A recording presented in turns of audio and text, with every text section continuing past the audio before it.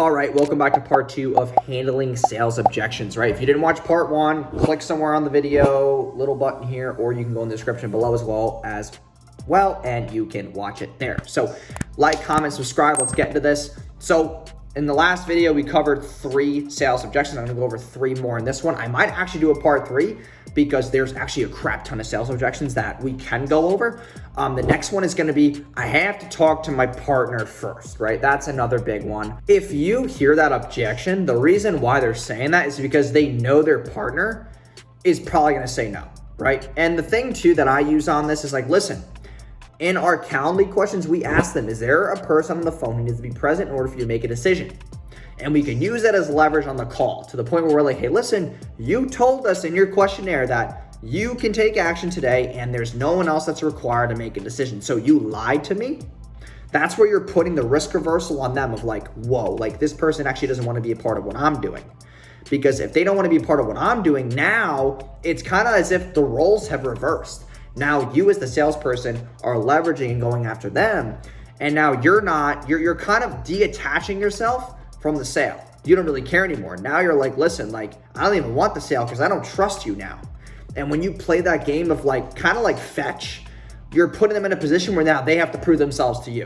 And that's like that detachment mechanism. So I usually say like, hey, listen, I understand that you want to talk to somebody else before making the decision, but they're not on the call with us today. And you answered here that you don't need somebody else on the phone right now to make the decision because you're the decision maker, correct? You're the main person in the business, correct? And they would probably admit that because it's like, they're not going to say no because they don't feel like they have any ownership. People like control and ownership. So you want to put that ball in their court. And then from there, you know, they might give you another bit of like, listen, but like when we make big decisions like this, we always need to get a second opinion. But listen, second opinions are cool, but you just took 30 minutes of my time and 30 minutes of your own. And if you're an actual business owner like I think you are, you should be valuing your time more than the fee or this transaction today. Can we both agree on that? And that's where you're kind of putting them in a place where you're valuing their time just as much as you're valuing your own.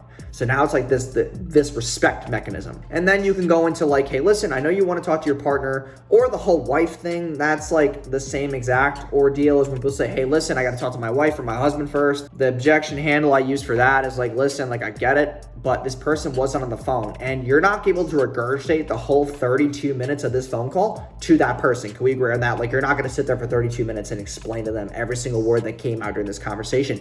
You don't have the recording of this phone call and you didn't do your due diligence to get them on the phone when you knew you should have if you were going to make a decision today, because from your questions you told me that you could. And that's kind of like that risk reversal, you know, mechanism that I talked about before. And then with the wife thing, I kind of just say, listen, like if you got to talk to your wife, is this a big decision that you're making right now? Like, is this bigger than you marrying your wife, right? And that's where you kind of like go into this analogy that I use where I basically say, listen, like you proposed to your wife. Did you have to ask her permission before doing so?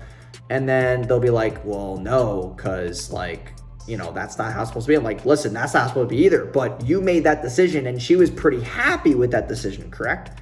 And he was like, well, yeah, of course, we've been married, blah, blah, blah, blah, blah. Well, it's like, this is the same thing here.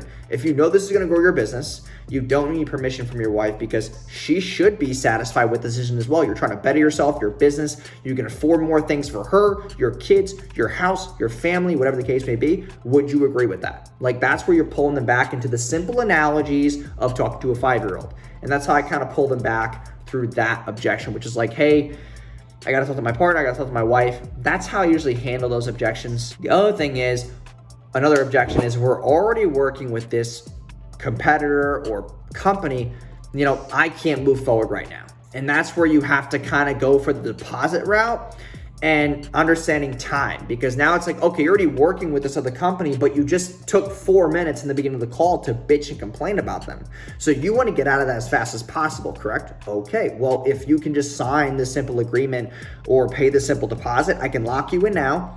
And then when that time comes, when your period is over, then we can take you on. Or you could pay the small deposit, sign the agreement, and we can start working on your account in the interim so that when you're done with that company, you can then be fully launched with us. And that's how I kind of handle that objection. I make them, you know, kind of reason with valuing their time over the money to at least get them in the ecosystem, get them excited about the end result so that while they're still dealing with that crap company, they can get deliverables and service and fulfillment from us without stepping on anybody's toe, because that's what they're worried about. They're worried about, hey, listen, if I bring in another company, is this other company going to be pissed? Well, they don't need to know about that, because you can sign an NDA, non-disparagement agreement, to make sure that we don't say anything, or you don't really keep us in the loop with anything that they're doing currently. That's how I handle that objection as well. The other thing is, kind of just like, hey, we don't have a budget for this right now. So that's where you need to have your qualification questions in check, because if you don't kind of pre-frame the budget that's needed, then you're going to get that objection a lot where they say, hey, we don't have the budget for this right now.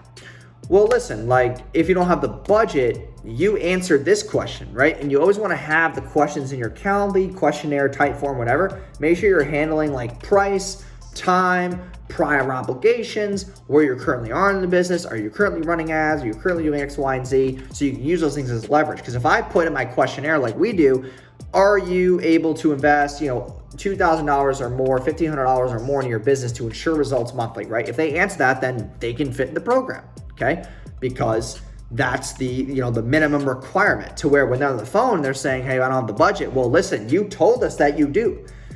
And that's where you bring them back to the, hey, you're lying to me again? Like, that's where you can really start to have leverage, and you can kind of get them to laugh too. Like, every time I've used that objection of like, hey, like, you answer this, like, are you lying to me? Usually it's supposed to be the other way. If you're on a sales call, you're afraid of a salesperson, but now I'm afraid of you because you can't even tell me the simple truth about your business or the morals and values that you have as a business owner. So how am I going to move forward with you? Because I feel like if I move forward with you, you're going to give me false expectations. You're going to keep lying to me. You're not going to give me deliverables that I want. You're going to lack communication. You're going to drop the ball here, not us.